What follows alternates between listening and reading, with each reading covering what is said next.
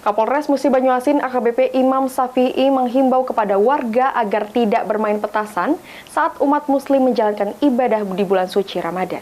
Allah Subhanahu wa Ta'ala, karena atas rahmat, hidayah, dan karunia.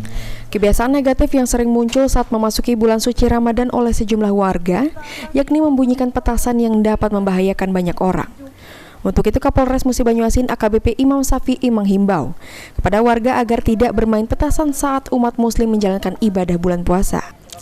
Imam menilai jika larangan membunyikan petasan di sembarang tempat sangat berbahaya bagi orang lain maupun bagi warga yang melakukannya. Ini dan balap liar, man. Dari Polres Muba menghimbau berkaitan dengan petasan, sudah kita sepakati bersama bahwa ada bahaya berkaitan dengan petasan.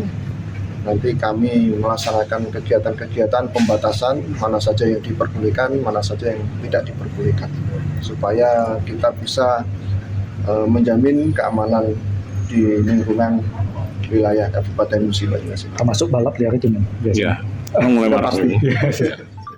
Untuk itu, Kapolres akan meninjau dan segera berkoordinasi dengan pemerintah daerah terkait tentang larangan bermain petasan selama bulan suci Ramadan. Ruzi Iskandar, Pol TV.